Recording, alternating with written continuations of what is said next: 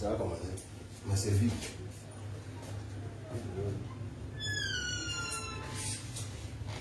Cherche un peu le lien là.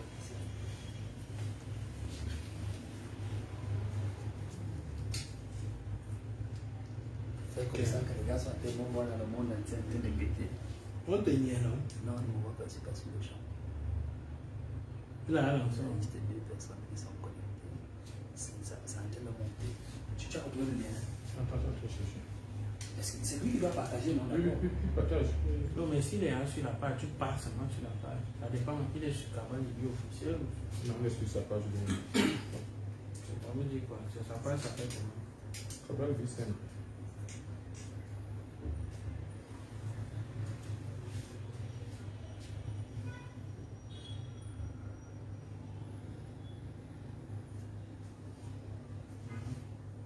Ça oui.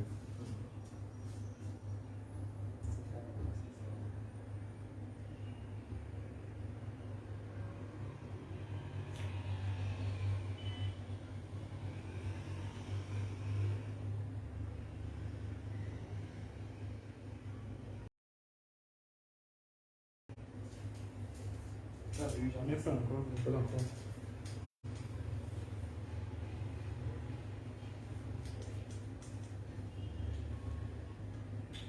Je suis que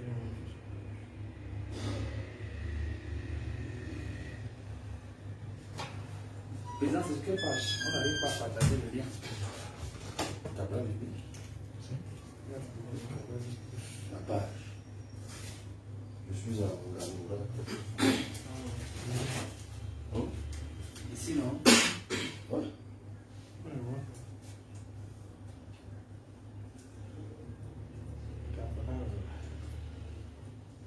Ouais. Ah oui, c'est ça, c'est vrai. Ici. Ah oui, en Gandoura, hein. Oui, oui, dites-moi, Ok. c'est ça, le sien. Ah ben, vous devez savoir, je vous ai dit que c'était déjà en direct.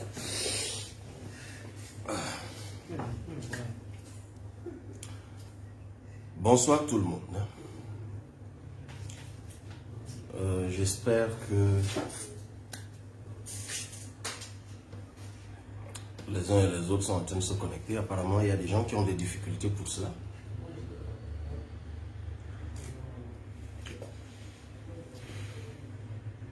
Ben, Aloïse a trouvé, il me semble. Non, président. Aloïse a trouvé. Oui.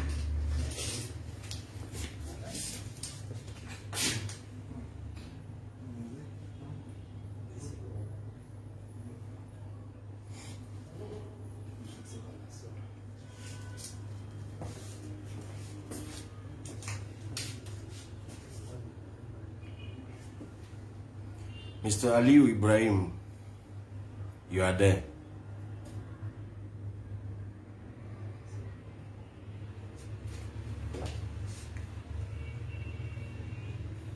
Assurons-nous que vous qui êtes déjà là, que vous vous connectez. S'il y a des soucis, on recommence, on relance. Mais je vois un certain nombre de personnes déjà connectées. Alors j'espère que le son est bon. Pour vous qui êtes déjà connectés, vous pouvez nous dire si le son est bon. Monsieur Malanga dit qu'il écoute à merveille.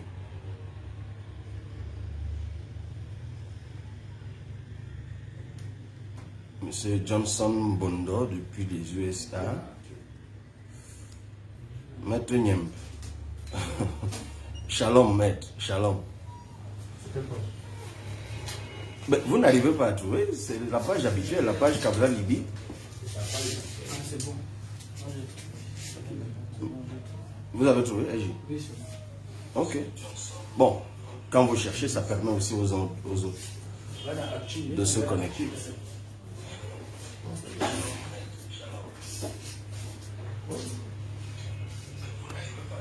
Alors, Hugo Desti dit que le son est bon. Oui, c'est bon, c'est bon, c'est bon. Alors, on va commencer. Good evening to you all. Or good morning, I don't know where you are in the earth. Thank you once again for being here for this meeting. We are on the 1st October 2021, and let me remind you that 60 years ago, our country was reunificated. And 60 years later, this reunification is in crisis. We are at war.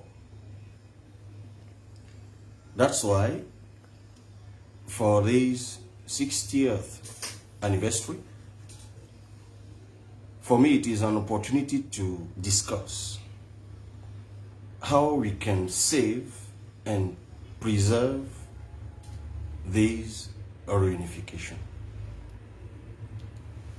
It is also an occasion for me to send my condolences to all the families bereaved by this war. Thank you once again for being here.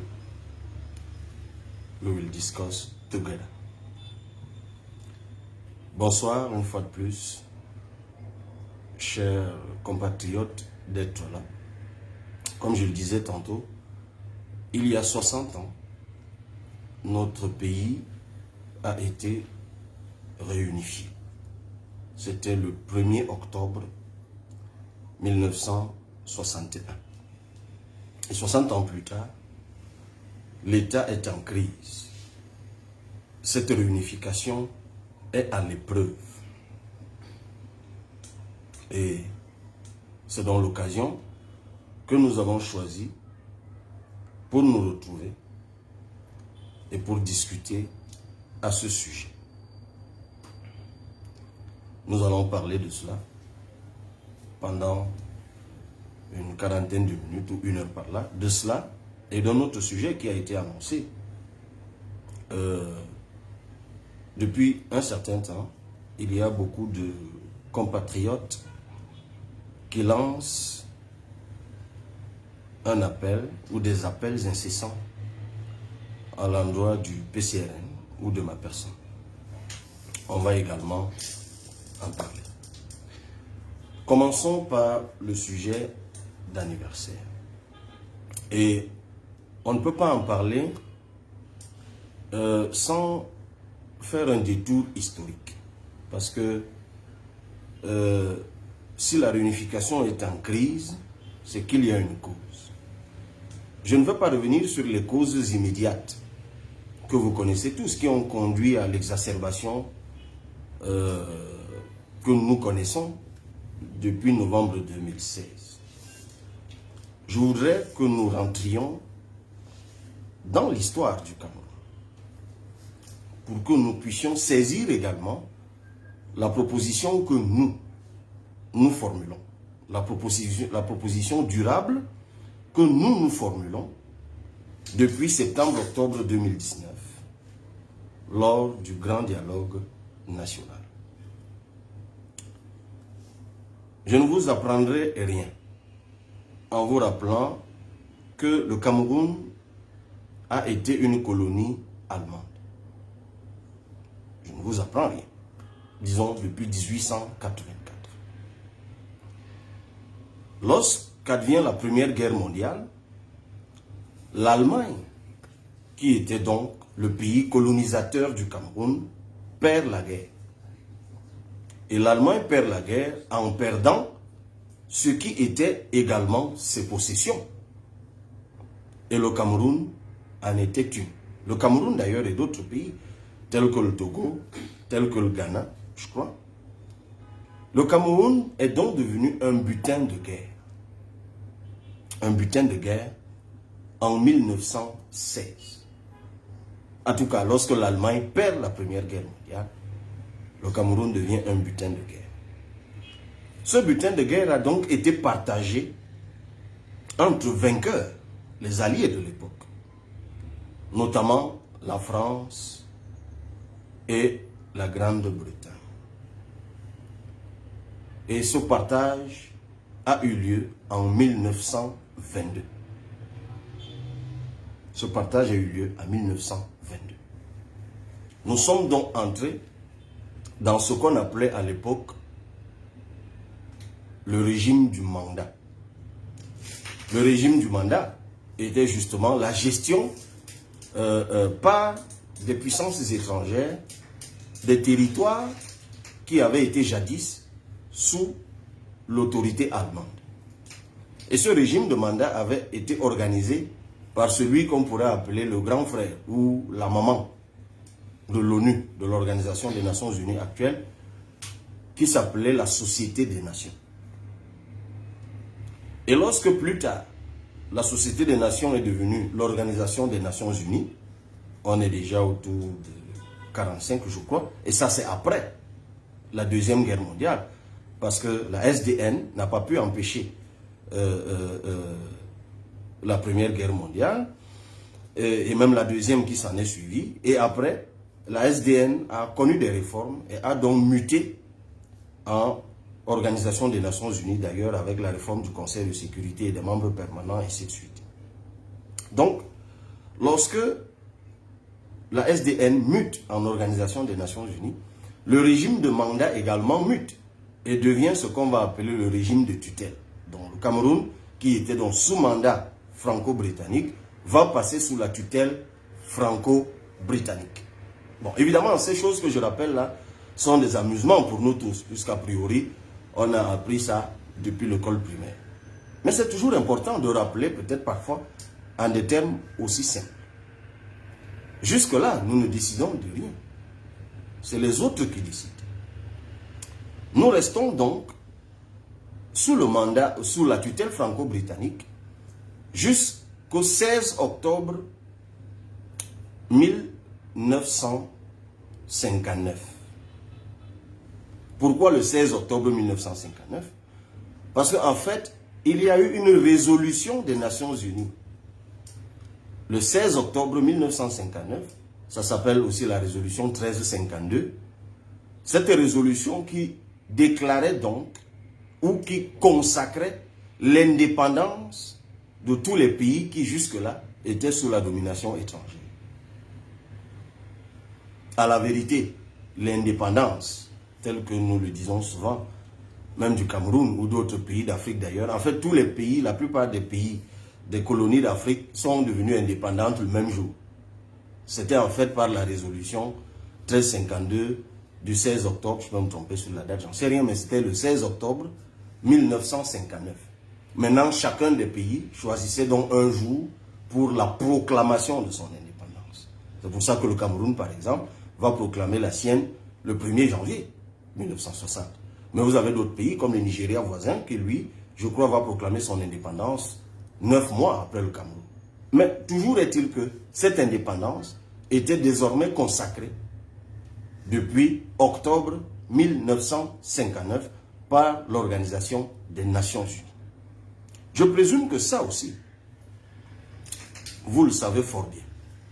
Vous le savez certainement tous. Lorsqu'on arrive donc à l'indépendance, il se pose un problème pour le Cameroun. Parce que ce n'est pas une entité homogène. Il y a une partie du Cameroun qui va pouvoir proclamer son indépendance le 1er janvier. C'est la partie sous domination française. Pourquoi?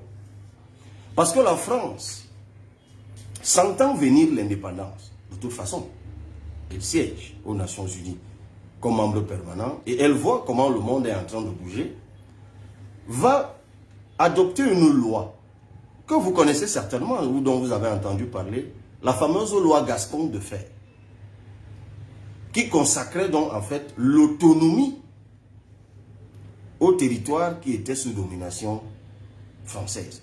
En fait, cette autonomie consacrée par la loi Gascon de Fer était le passage, était la transition, était le mécanisme transitoire qui devait conduire tout naturellement ces territoires vers l'indépendance, dont c'était en fait un mécanisme pendant lequel il fallait négocier un certain nombre de choses pour rentrer dans l'indépendance. C'est pour cela que la partie francophone, elle va aller à l'indépendance. Que fait-on donc de la partie anglophone? Parce qu'elle, elle a un statut différent depuis 1954. La partie anglophone.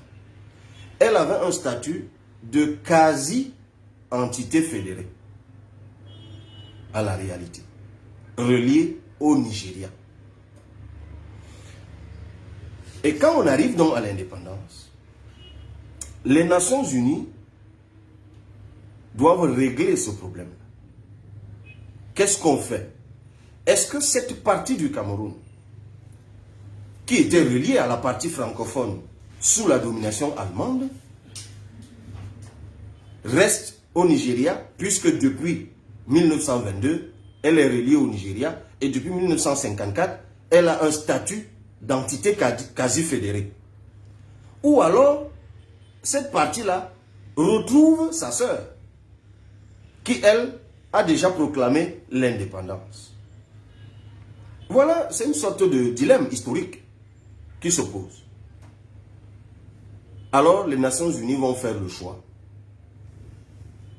d'organiser ce qu'on a appelé le plébiscite. Ce plébiscite va donc avoir lieu le 11 février 1961. Lorsqu'il faut aller au plébiscite, ou lorsque le débat éclate, et ça c'est un moment historique très important, lorsque le débat éclate sur la détermination de la partie anglophone, il y a deux camps dans la partie anglophone. Il y a un camp qui est pour le rattachement au Nigeria. Et ceux qui étaient les porte-flambeaux de ce camp-là sont connus. Docteur Emmanuel Lifafa Ndele, PM Calais, Nerus Mbile et certains autres. Il y a un autre camp qui, lui, il est pour le rattachement au Cameroun francophone. Vous avez également des figures de proue, telles que Augustine Ngomjoua, ou alors, bien connu encore, John Gu Foncha. Plus tard, le camp qui était pour le rattachement au Nigeria va éclater, lui aussi en deux camps. Et PM Calais, par exemple, lui va carrément démissionner du KNDP à l'époque, parce que ce camp-là militait dans le KNDP, KNDP. Et il va créer le KUP, Cameroon United People, je crois. Le KUP. Et lui, PM Calais, va donc se détacher de ce camp-là. Et il va militer, lui, désormais, pour la sécession. Alors, voilà dans quel contexte les Nations Unies vont devoir décider de ce qu'il faut faire. Vous avez un camp qui est pour le rattachement au Nigeria. Vous avez un camp qui est pour le rattachement au Cameroun oriental francophone. Vous avez un camp qui est pour l'indépendance. Donc, disons, la sécession. Jusque-là, il n'appartient pas aux Camerounais de décider. C'est aux Nations Unies qu'il appartient de décider. Et c'est quelque chose d'important parce que plus tard, souvent, lorsque les gens s'expriment sur la question, il y en a qui croient que c'était les francophones qui décidaient, ou la partie désormais indépendante qui décidait. Non, ce sont les Nations Unies qui devaient décider. Et d'ailleurs, à l'époque, il y a des études, pour ceux qui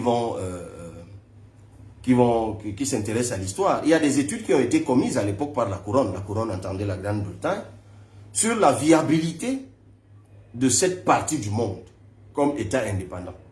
Ils sont arrivés à la conclusion que ce n'était pas soutenable et qu'il fallait forcément les rattacher. Et c'est comme ça que le groupe sécessionniste va être en réalité mis en minorité par les Nations Unies. Non pas par les Camerounais, mais par les Nations Unies. Parce que le plébiscite du 11 février 1961 est organisé par les Nations Unies.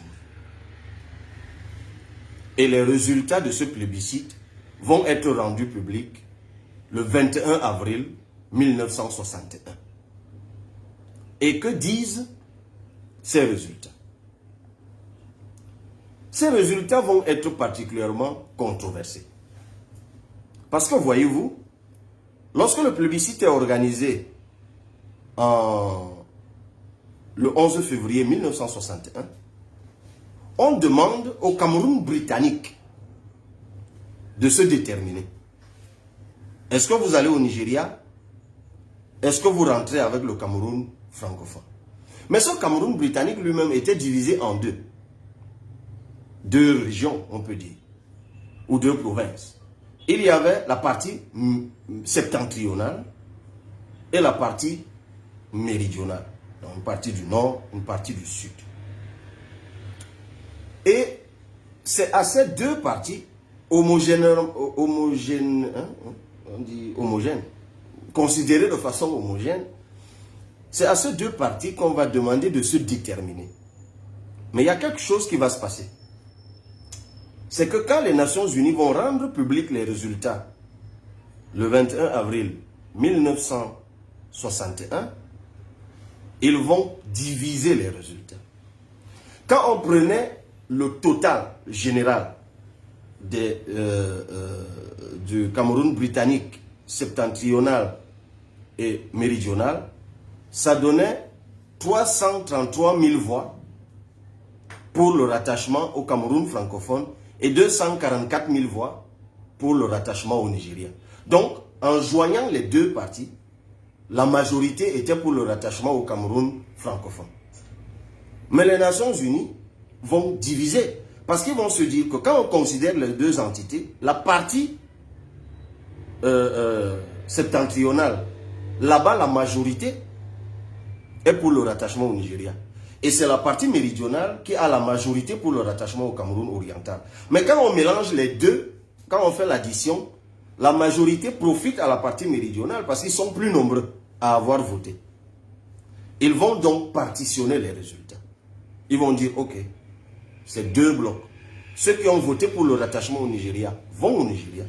Ceux qui ont voté pour le rattachement au Cameroun vont au rattachement au Cameroun oriental, vont au Cameroun et oriental francophone, vont au Cameroun oriental. Ce que beaucoup ne savent pas, notamment les jeunes, c'est que le président Ahidjo en sera tellement outré que dès l'année d'après, le 11 février va être au Cameroun célébré comme jour de deuil national. Ça, c'est ce que beaucoup de gens ne savent pas. Parce que le président Ahidjo à l'époque estime que c'est injuste, que ce n'est plus la démocratie. Les gens ont voté de façon homogène, mais au moment de publier les résultats, vous partitionnez les résultats. C'est pour cela qu'il va décréter le 11 février, jour de plébiscite, comme jour de deuil national. En fait, ça va rester pendant longtemps jour de deuil national au Cameroun jusqu'au début des années 80, lorsqu'il va créer la fête de la jeunesse. Donc, en fait, beaucoup de jeunes parfois ne savent pas que la fête de la jeunesse d'aujourd'hui, le 11 février, est en réalité le nouveau nom qu'on avait trouvé au jour de deuil national. Donc, ça a été décidé ainsi au début des années 80 pour faire oublier la mésaventure telle que lui, le président Ahidjo, la considérait du 11 février 61, date à laquelle pour lui, à laquelle le Cameroun avait été partitionné. Toujours est-il que c'est l'histoire. On ne va pas réécrire l'histoire. Une partie du Cameroun est donc rattachée au Nigeria. Maintenant, qu'est-ce qui se passe avec ceux qui se rattachent au Cameroun francophone? Il faut trouver un moyen de vivre ensemble. Parce que ça fait quand même longtemps qu'on est séparés. C'est depuis 1922. Pour des gens qui étaient ensemble. Mais ils ont été séparés. Que voulez-vous, c'est l'histoire. Vous-même, vous pouvez faire le décompte.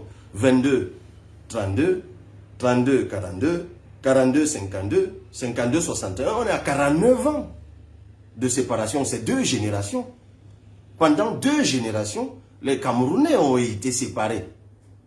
Et 2 générations, c'est largement suffisant pour qu'une nouvelle culture s'installe, pour que de nouveaux repères s'installent, pour que de nouvelles façons de faire s'installent, pour que les schèmes de pensée soient différents.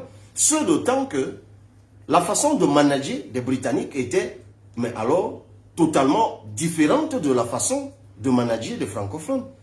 Pour ceux qui s'intéressent à l'histoire, il faut savoir que pendant que la France appliquait l'indigénat sur les francophones, de l'autre côté, on appliquait ce qu'on appelle l'Indirect Rule.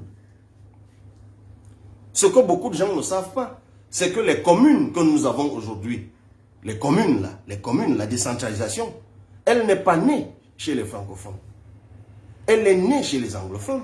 Parce que les Britanniques avaient installé dès 1922 ce qu'on appelait déjà là-bas les Native Councils, qui deviendront en fait plus tard les communes. Donc l'expérience même de la décentralisation, on peut dire qu'elle a son berceau dans la partie anglophone. C'est toujours des choses qu'il est bien que nous sachions et que nous partageons. Parce que si vous maîtrisez cela, bon, tout ce que je vous dis là, dans un ouvrage, je vais un peu vous le présenter tout à l'heure, c'est bien de savoir cela. Alors maintenant, nos frères qui ont été séparés de nous depuis 1922 décident de nous retrouver. Comment on fait donc pour se remettre à vivre ensemble? On va donc convoquer ce qu'on appelle la conférence de Fumban, qui va donc se tenir du 16 au 22, je crois, 22 ou 23 juillet 1961. Vous-même, vous pouvez compter, ça a duré 4 ou 5 jours. Et à l'issue donc de ces échanges, il est décidé de mettre en place un système fédéral. Et c'est donc cet État fédéral, né du consensus de Fumban, qui est proclamé le 1er octobre 1961. Je viens là de rappeler des choses, je présume, que vous connaissez tous. J'en suis sûr. Je le vois même dans les réactions des uns et des autres. Mais, là commencent les problèmes. Parce qu'en fait, le travail d'intégration nationale aurait dû commencer en 1961. Mais ce qui s'est passé malheureusement dès 1961, et on peut le dire avec du recul aujourd'hui, c'était une entreprise d'assimilation de ce que moi j'appelle la majorité artificielle de la minorité artificielle. Et vous comprenez pourquoi je parle d'artifice. Parce qu'en fait, sous la domination allemande, il n'y a pas tout ça. Mais c'est l'histoire, on ne va pas la refaire. Et c'est pour cela que plus tard, il va y avoir des problèmes. Alors, quelqu'un corrige du 17 au 21 juillet. Merci beaucoup. C'est pour cela qu'il va y avoir plus tard des problèmes. Parce que si le véritable travail d'intégration nationale, de réintégration nationale, avait commencé, nous n'en serions pas là où nous sommes aujourd'hui. Et croyez-moi, ce qu'on appelle l'intégration nationale, ce n'est pas qu'un mot. Ce n'est pas qu'un mot. C'est un travail de fond. Apprendre à se connaître, ou apprendre à nouveau à se connaître. Parce que figurez-vous qu'à la naissance, on vous sépare de votre frère.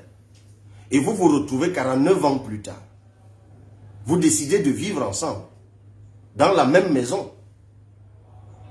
ou dans une maison de 2 appartements, ou d'une concession. Chacun vit certes chez lui, mais vous avez une cour commune, vous avez un robinet commun, vous avez un certain nombre de choses. Vous êtes forcé de réapprendre à vivre ensemble. Parce que chacun de son côté a développé une façon de vivre, a développé des réflexes.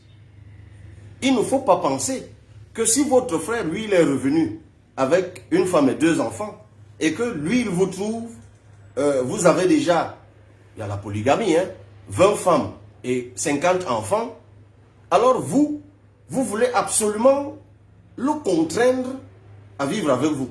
Et vous négligez les plaintes qu'il exprime. C'est ça le problème. Le président Ahidjo, lui, avait certainement un esprit peut-être de reconstruire le Cameroun d'avant l'avènement franco-britannique, dans le Cameroun sous domination allemande. C'est pour cela que en 1972, c'est-à-dire il va travailler pendant 11 ans, de 61 à 72, à revenir à ce qu'il va appeler l'unitarisation, l'État unitaire. Il y a des enseignants qui ont fait des travaux là-dessus. Vous avez le professeur Magloire Ondoa, par exemple, qui a publié récemment un ouvrage sur la transmutation unitaire de l'État fédéral. Bon, lui, il est très prudent. Il dit que lui, personne ne peut dire exactement pourquoi le président Ahidjo avait décidé de passer à l'unitarisation. Lui, il le dit très clairement. C'est-à-dire que lui, il estime que c'était lui et lui tout seul qui pouvait dire pourquoi il l'avait fait. Mais ceux qui vont lire, par exemple, le professeur Julius Ngor, qui est un professeur d'histoire de forte réputation, lui, il donne un certain nombre de raisons. Il dit que, par exemple, le président Ahidjo trouvait que le fédéralisme, ça coûtait trop cher, institutionnellement. Il le dit. Il dit, par exemple, qu'il y avait trop de tensions dans la partie anglophone. Notamment déjà là-bas à l'époque, il y avait des problèmes entre ceux du nord-ouest, du sud-ouest, il y avait des problèmes de tribalisme. C'était de plus en plus tendu. Il y a qu'entre-temps, on avait découvert le pétrole dans le département du Ndian, et ça créait des appétences particulières. Et puis, il y a qu'à côté, dans le Biafra, à côté nigérian, il y avait des velléités sécessionnistes, et lui, il estimait que ça allait contaminer les autres. Donc, il a manœuvré pendant 11 ans pour que nous arrivions à l'unité que nous avons aujourd'hui et qui crée les problèmes que nous avons aujourd'hui. C'était important de partager ce moment d'histoire. Et nous formulons donc une proposition, puisque nous sommes en guerre. La proposition que nous formulons depuis le grand dialogue national, elle est celle-ci, le fédéralisme communautaire. Le fédéralisme communautaire, c'est deux mots. Le fédéralisme et la communauté. C'est quoi le fédéralisme? Le fédéralisme est un modèle d'organisation politique qui vise à concilier les différences, à créer la cohésion dans la singularité, à créer l'unité dans la diversité. Et comme je rappelle souvent, le mot fédéralisme, comme tous les mots qui se terminent en isme, capitalisme, communisme, socialisme, c'est d'abord des doctrines, c'est d'abord des philosophies de vie. Donc le fédéralisme, comme mot, est d'abord une idée de l'État, avant d'être une formalisation de l'État. Et c'est là qu'il faut qu'on se comprenne très bien.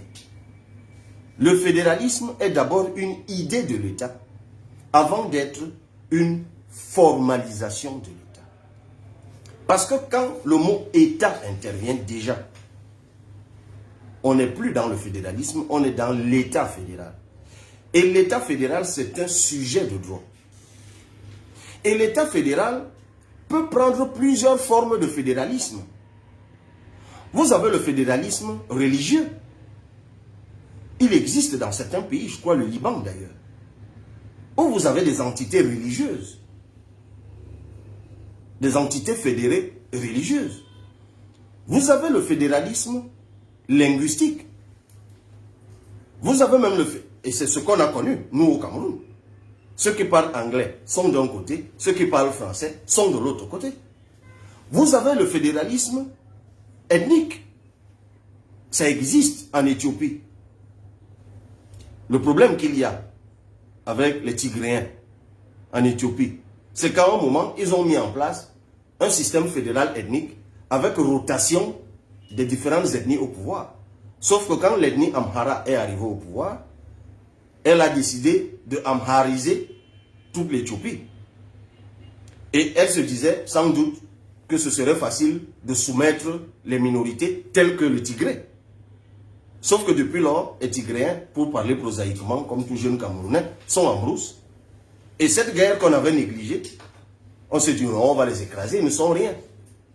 Ben, pour ceux qui ont voyagé à l'international et qui ont pris Ethiopian Airlines, vous allez vous rendre compte que la langue qu'on parle, la deuxième langue, ou la première d'ailleurs, qu'on parle dans Ethiopian Airlines, c'est le Amhara.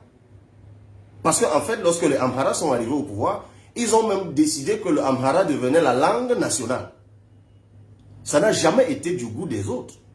Voyez là où, effectivement, chaque fois qu'on veut préempter les autres, soumettre les autres, ça peut donner lieu à des problèmes. Vous voyez qu'il y a une sorte de petite analogie avec le Cameroun, quand vous considérez l'Éthiopie. Donc, nous disons que dans un pays aussi diversifié que le Cameroun, il est difficile de pouvoir convoquer une autre philosophie d'organisation de l'État que le fédéralisme. Parce que de toutes les formes d'organisation de l'État qui existent, celle qui convient le mieux à un pays de diversité, c'est le fédéralisme. C'est pour cela que nous le convoquons pour l'organisation du Cameroun. Et maintenant, qu'est-ce que nous proposons de mettre ensemble sous le fédéralisme? Nous proposons donc les communautés. Ah, là encore, le débat éclate. Il y en a qui estiment que la communauté est un monstre qu'il ne faut surtout pas déchaîner. Ben ouais. Il y en a qui estiment que non, on n'en est plus là. La communauté n'existe plus. Chacun prend l'affaire par le bout qu'il veut. Pour faire court, je vais vous lire un extrait de l'ouvrage. Et chacun se fera son idée. Mais nous sommes de ceux qui disent ou disons que la communauté, elle existe. Et la communauté, ce n'est pas l'ethnie. La communauté, ce n'est pas la tribu. Et pour le démontrer, j'aime toujours prendre un exemple, la communauté Bamileke. Comme beaucoup d'entre vous doivent le savoir, la langue Bamileke n'existe pas. Nulle part. Le mot Bamileke ne désigne pas une ethnie. Ça ne désigne pas une tribu. D'ailleurs, pour ceux qui sont déjà allés à l'ouest du Cameroun, vous verrez que le Bafoussam n'entend rien du Tchang. Le Bafang ne comprend rien du Bangaté. Mais pourquoi ils ont une conscience de destinée commune? Et quelle est la nature de cette conscience? Elle n'est que communautaire. Parce qu'en fait, ce qui lie les peuples des Grassfields, ce n'est pas la langue. Mais c'est des choses beaucoup plus profondes, beaucoup plus fortes, que peuvent être l'organisation de la chefferie, que peut être le Lakam, que peut être la tontine, que peuvent être les funérailles, ainsi de suite, ainsi de suite. Je pourrais prendre un autre exemple. Le mot Béti, les Béti. Quand vous dites les Béti, il n'y a pas de langue Béti. Dans la famille Béti, vous avez les Étones, les Ewondo, les Fang, les Fong, les Ntoum. Mais qu'est-ce qui les lie? La dot, la chefferie, la coutume, comment ils marient leurs filles, comment ils enterrent les morts, comment ils font ci ou ils font ça. Vous pourrez prendre, eux ils n'ont pas de nom générique, mais ils ont trouvé un nom composé. Les Bassam pour Bati. Ben, moi je suis de cette communauté-là, à l'origine. Ben, je peux vous dire que lorsque vous êtes des Eka et que vous arrivez à Nyanon, dans la Sanaga maritime, vous êtes complètement perdu linguistiquement. Pourtant, ils s'appellent frères. Parce qu'ils ont quelque chose qui les lie. C'est Ngokli Touba. Vous pouvez étendre cette réflexion partout au Cameroun. J'ai essayé de le faire dans l'ouvrage qui va sortir du nord au sud, de l'est à l'ouest. Vous verrez que la communauté, elle existe. Et c'est sur la communauté que nous proposons donc de poser l'organisation de l'État inspiré du fédéralisme.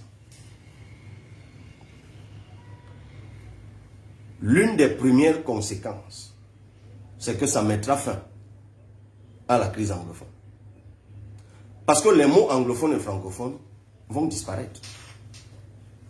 Pour les faire disparaître au Cameroun, et là je dis toujours, je le dis depuis le grand dialogue national, c'est la chose la plus simple qui soit. Pour qu'on cesse d'avoir des francophones et des anglophones, il faut simplement systématiser à l'école, dès la maternelle, le français et l'anglais.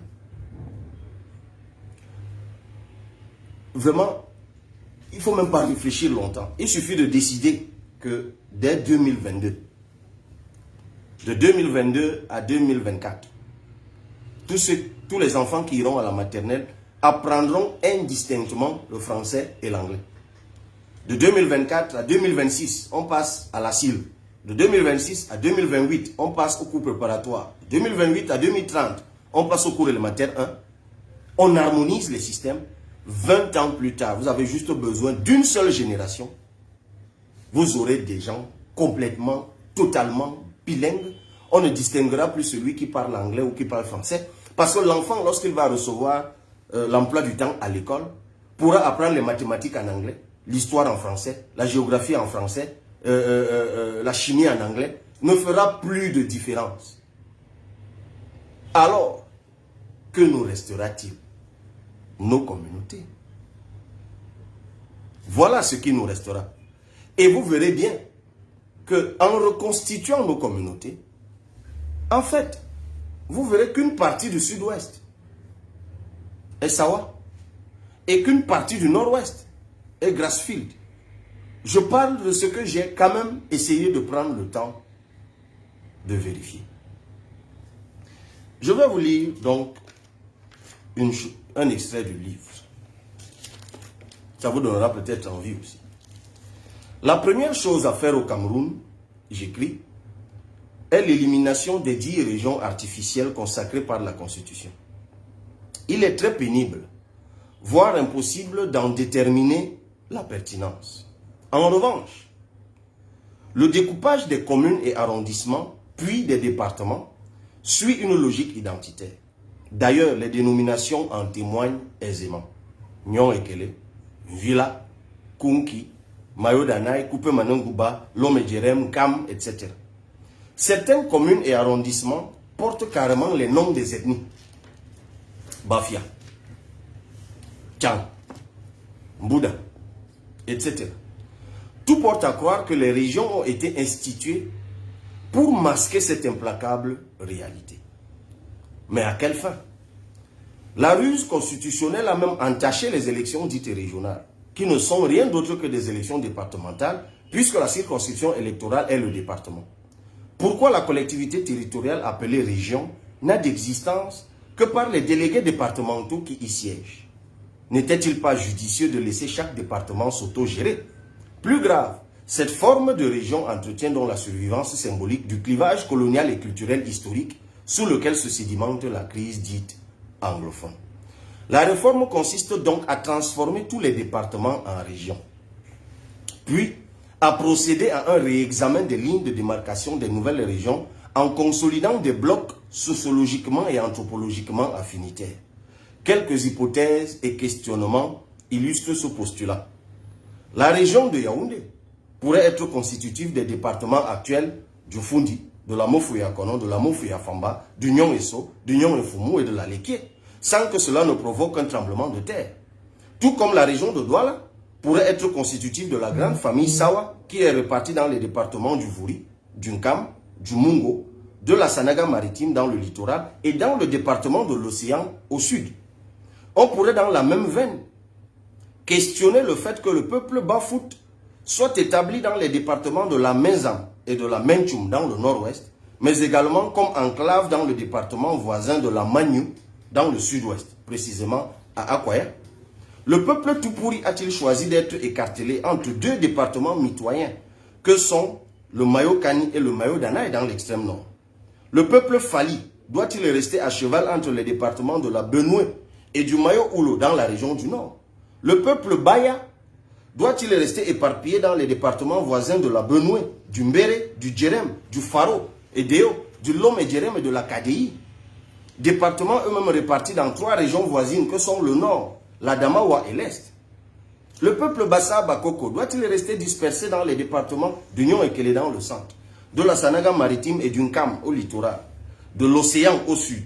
Est-il compréhensible que le peuple Boulou se retrouve dispersé dans l'Anvila et le Dja et Lobo, dans la Haute-Sanaga, dans le Nyon et Fumu et dans le Haut-Nyon à l'est?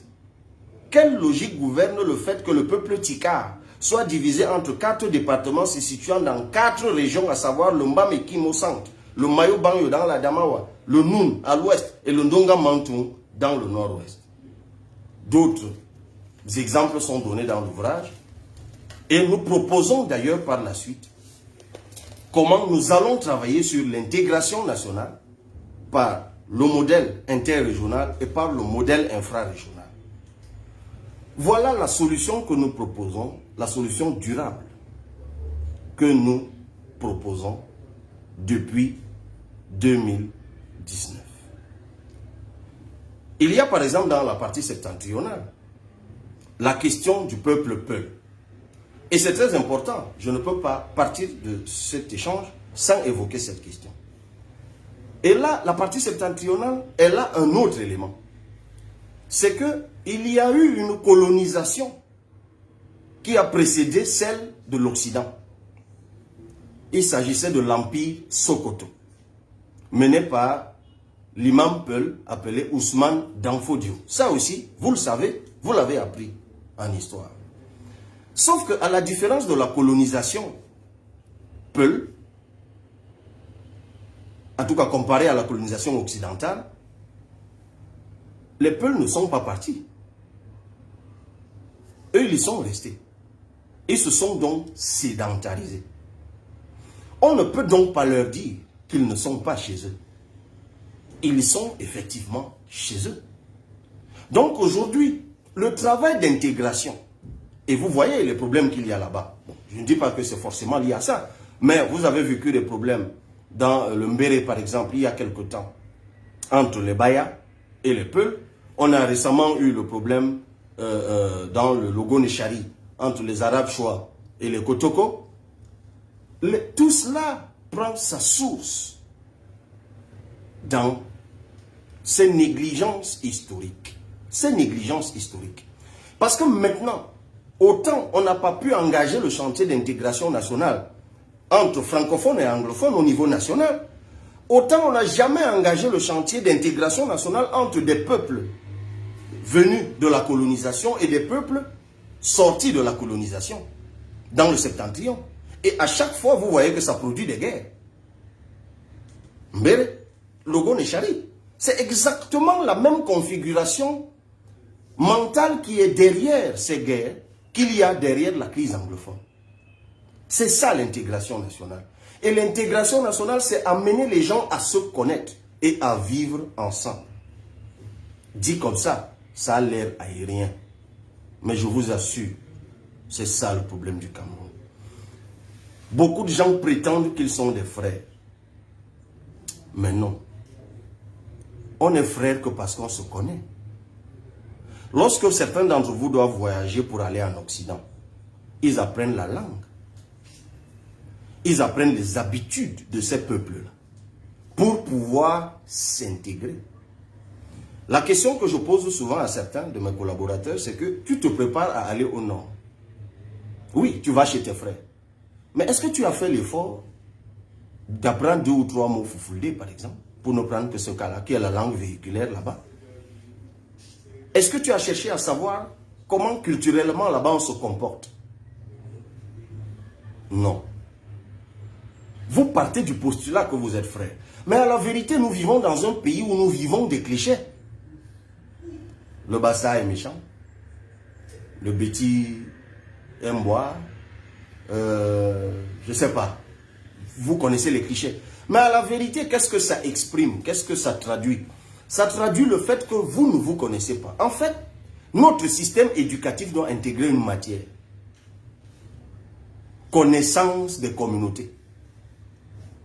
C'est-à-dire, dès le jardin, la maternelle, le Camerounais doit apprendre à l'école ce que c'est que son identité plurielle. Parce que si vous ne connaissez pas les autres, ils ne vont jamais vous accueillir. C'est ce qui se fait souvent dans les dots. Ceux qui font les dots dans la partie méridionale, ils savent que vous passez par un certain nombre de tests. Ces tests visent quoi? À s'assurer que vous n'avez pas pris qu'une fille dans une famille, mais vous avez aussi cherché à comprendre comment cette famille vit. J'appelle ça des tests d'intégration. Ce chantier que j'évoque là est un chantier énorme. Il est énorme. Il est même incroyablement énorme. D'autres pays sont passés par là. Ils continuent même d'ailleurs à traverser cela. Vous savez, un pays comme l'Espagne, c'est un État fédéral, mais on ne le dit jamais. Parce que le fédéralisme qui est en œuvre en Espagne est un fédéralisme régional. L'Espagne a 16 régions, je crois. Mais ces 16 régions sont strictement communautaires. En Andalousie au sud, on parle l'andalou. En Catalogne, à l'est, on parle le catalan. En Pays Basque ou en Galice, à l'ouest, on parle le galicien et le basque. Donc, en fait, revenons à ce que nous sommes. Revenons à notre identité. Vous avez vu, moi j'ai essayé de vous amener dans des problématiques de fond. Ben, évidemment, nous ne prétendons pas avoir, la solution miracle. Tout ce que nous demandons, c'est que d'autres proposent des solutions. Plutôt que d'aller sur des a priori. D'aller sur des choses parce que je lis tout et n'importe quoi. Non. Écoutez, le contrat social, ce qu'on appelle le contrat social, nous n'avons jamais rédigé ce contrat social. Et j'aime souvent rappeler, pour prendre l'exemple de la France, que même la France a dû traverser 2 guerres, je crois, pour lancer le chantier d'intégration nationale avec l'avènement de la 3e République. Parce que la 1re et 2e République, en fait, les Français, ils vivaient chacun de son côté. Hein. Les Ardéchois d'un côté, tout ce que vous voulez, les Auvergnats de l'autre, chacun parlant même sa langue. Il n'y avait pas une véritable conscience de destinée commune. C'est avec la 3e République qu'ils sont entrés dans la destinée commune. Donc, ils ont écrit le contrat social pour entrer dans la 3e République. Nous étions des communautés à la vérité, même avant l'arrivée des Allemands. Chacun vivait de son côté. Quand les Allemands sont arrivés, ils ont engagé la colonisation. Et à la conférence de Berlin, je crois, ou Brazzaville, je ne sais plus dans quelle conférence ils se sont partagés le monde, on nous a informé un matin que nous étions un triangle. Et que désormais notre destinée c'était ce triangle. Ok, bon, on n'avait pas le choix, on n'y était pas. La carte du Cameroun, c'est un triangle. Donc on a tracé des lignes imaginaires et on a confiné, j'aime souvent employer le terme, on a confiné des peuples dans des États. Ah, l'État là, il n'est pas de nous. Il vient de Westphalie. Hein. Westphalie, c'est une ville allemande. C'est une région allemande. Ça vient de là-bas. Et on a plâtré cet État dans notre contexte. On ne nous a jamais laissé le temps de déterminer notre destinée commune. Jamais. D'abord, sous la domination allemande, nous étions en guerre. Nous n'avons fait que ça sous la domination allemande. C'est bien décrit, je le décris bien dans le livre, où je démontre que pendant longtemps, en fait, parce qu'on parle beaucoup de ceux qui se sont battus pour le nationalisme à partir des années 40. Mais on oublie toujours de rappeler que pendant longtemps, vous savez, lorsque les rois Locke Priso et Lameson assassinés en 84, ils s'opposent aux Allemands. Lorsque le chef Bakweri Kouva Kenye est assassiné en 1894, il s'oppose aux Allemands.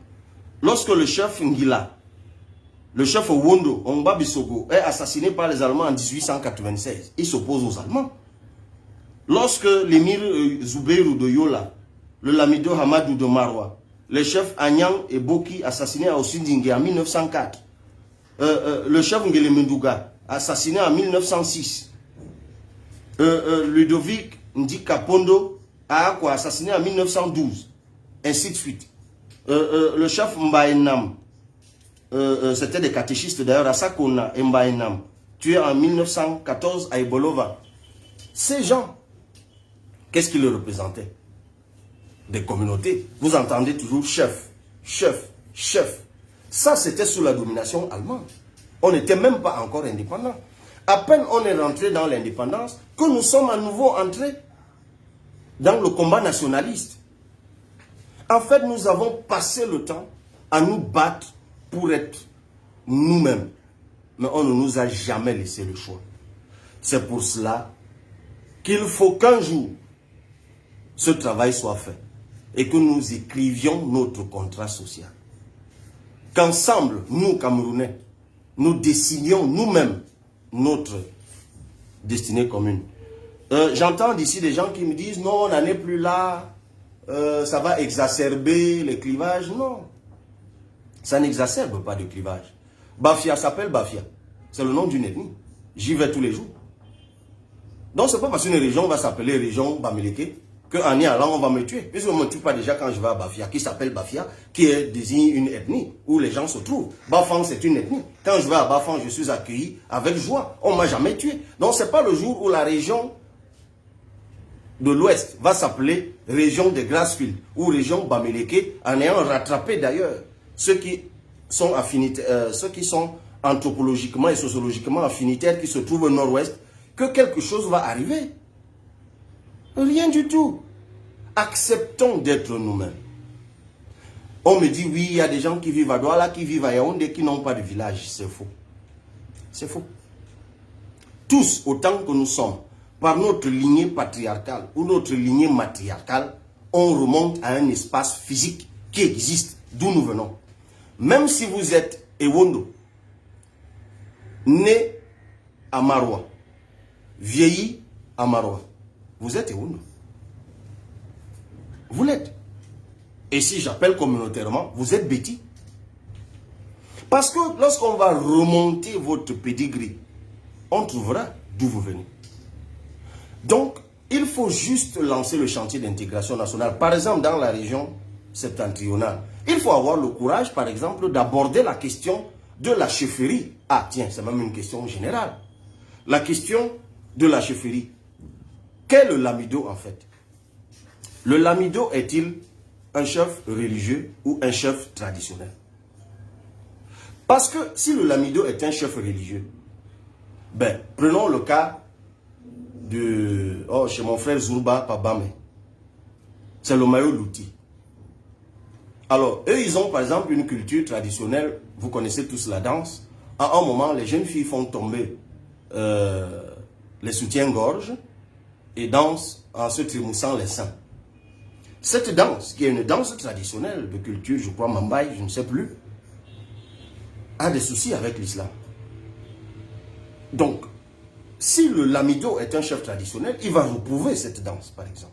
Mais en la reprouvant, il va reprouver l'identité d'un groupe sociologique. C'est des choses qu'il faut revoir. Parlons même de la chefferie dans son ensemble. Nous sommes dans un pays où la chefferie traditionnelle a été auxiliarisée à l'administration par un décret de 77. Et on est même allé à un point où la chefferie est devenue une affaire de degré. Vous avez désormais la tradition de premier degré, la tradition de deuxième degré, la tradition de troisième degré.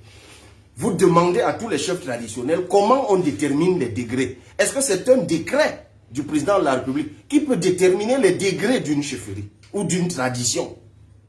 Vous avez même des choses ubuesques. Vous circulez à Douala ou à Yaoundé ou que sais-je encore, vous trouvez un drapeau planté dans un quartier. Et on nous dit que c'est une chefferie traditionnelle. Non. Non. Ça doit changer. Il faut désauxiliariser la tradition. Si l'État a besoin d'auxiliaires, d'administration, il faut les recruter dans les quartiers et les villages. Ça ne peut pas dépasser l'État. S'ils ont vraiment besoin de gens qui vont leur dire comment les villages fonctionnent, les quartiers fonctionnent, ils n'ont pas besoin de prendre les chefs traditionnels pour ça. Ils recrutent. Plein de jeunes on crée des offices d'auxiliaires, d'administration, et tout le monde sera content. Ça n'a rien à voir avec la tradition. Donc c'est tout ça qu'il faut régler. Et je vous dis, dans une zone comme la partie septentrionale du Cameroun, si on ne règle pas la question d'intégration nationale, pour que les gens sachent que voilà, Peul Tupuri, Mundang, Giziga et autres, c'est une famille. Et il y a des affinités par groupe. Et qu'on puisse vivre ensemble, je vous assure, on ne s'en sortira jamais. Mais si les gens choisissent de plâtrer, on refuse l'effort de détermination de notre identité pour rentrer dans, oui, ces plâtres-là qu'on nous a vendus après l'indépendance. Vous voyez, c'est des questions de fond. Parce qu'après, quelqu'un va me dire, le CFA est monté, le CFA est descendu. C'est-à-dire, nous, on prend toujours les choses compliquées. Bien plus compliquées. Commençons par ce qui nous touche, ce qui nous regarde, ce qui nous libérera, ce qui nous affranchira. Si nous le faisons, vous verrez. Là, c'est ce que j'avais à dire relativement à l'anniversaire, le 60e anniversaire de... Évidemment, hein, le livre sortira. Et tout ce que je fais, tout ce que je peux vous dire, chers compatriotes, c'est que ouvrons le débat. Parlons-nous.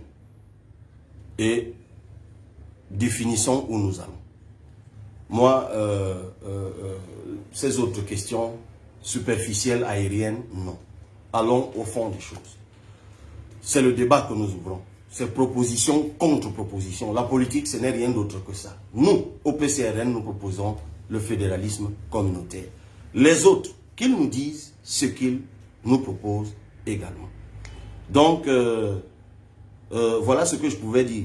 Sur l'autre point qui doit meubler, parce que là, il faut qu'on aille au bout, on a une heure d'échange. Sur l'autre point qui doit meubler nos échanges, j'espère n'avoir rien oublié, hein, je ne suis pas seul dans ce bureau.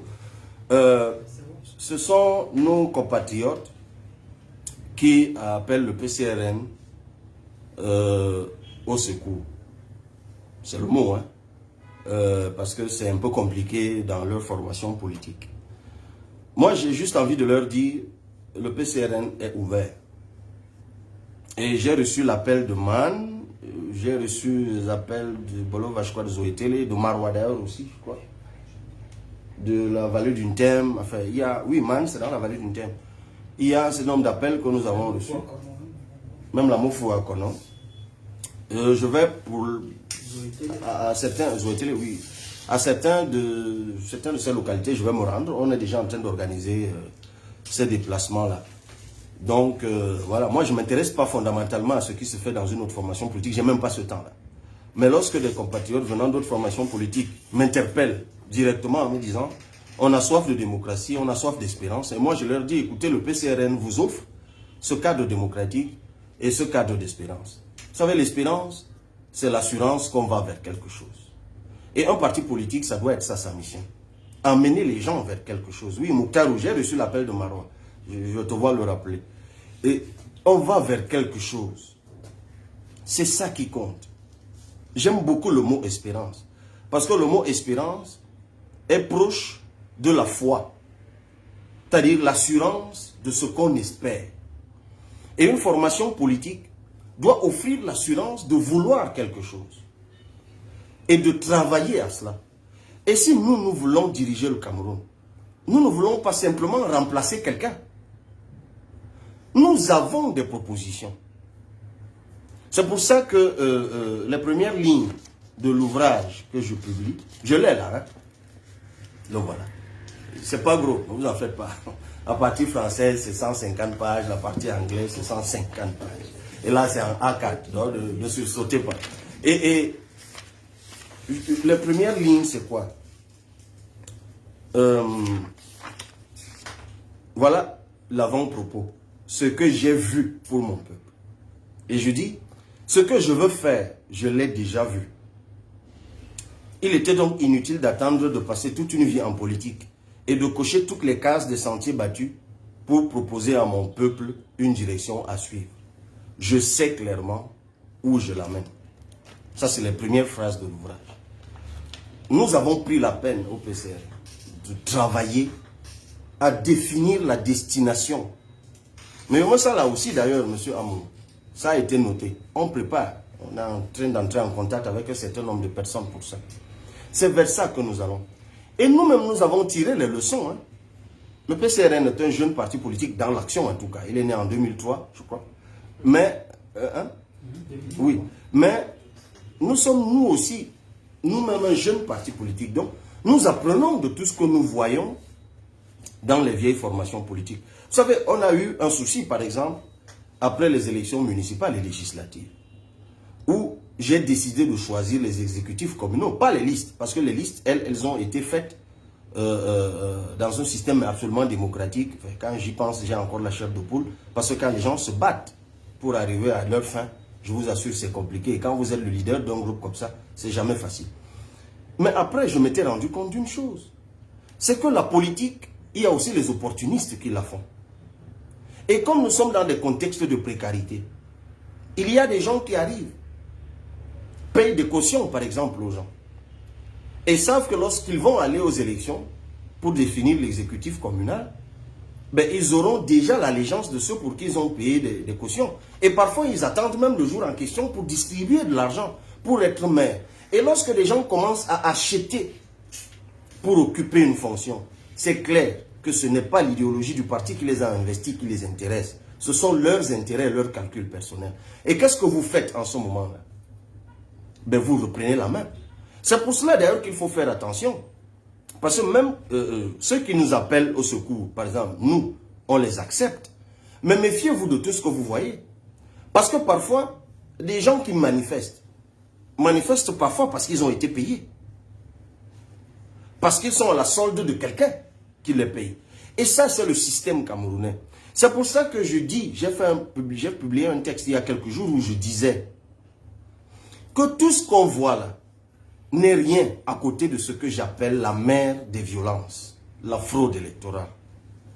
Nous avons fait 2 élections, la présidentielle, les législatives et les municipales. Quand vous voyez comment la fraude brise des vies, vous voyez quelqu'un, il a travaillé, il a fait le terrain, il a tout fait pour convaincre les populations de son offre politique. Au moment de faire le dossier, le sous-préfet disparaît, le maire disparaît. On ne lui signe pas le papier. On brise un élan parce que c'est une forme de fraude. Et la politique où on élimine les adversaires, où on parachute les gens, ça ne peut donner que ça. Même le parti politique qui fait l'objet de toutes ces actualités, en fait, il est piégé par une façon de faire. Lorsque vous avez construit une organisation par le parachutage, lorsque ceux qui dirigent une organisation ont été parachutés, quand vous demandez à ceux qui ont été parachutés d'aller donc organiser la légitimation à la base, ils ne peuvent pas. Parce qu'ils savent qu'ils vont perdre en autorité devant ceux qui sont légitimes. Donc, soit vous choisissez le parachutage, soit vous choisissez la légitimité. Les deux ne peuvent jamais faire bon ménage. Et vous ne pouvez pas demander à un parachuté de conduire le choix des légitimes et vice-versa. Ce n'est pas possible. Et nous apprenons de tout ça au PCRN. Et nous voulons construire un parti d'équité, de justice, d'idées, de débat d'idées, de vision, d'espérance. Voilà ce que nous voulons faire. Quelqu'un me demande, la réforme du code électoral est à quel niveau? C'est achevé.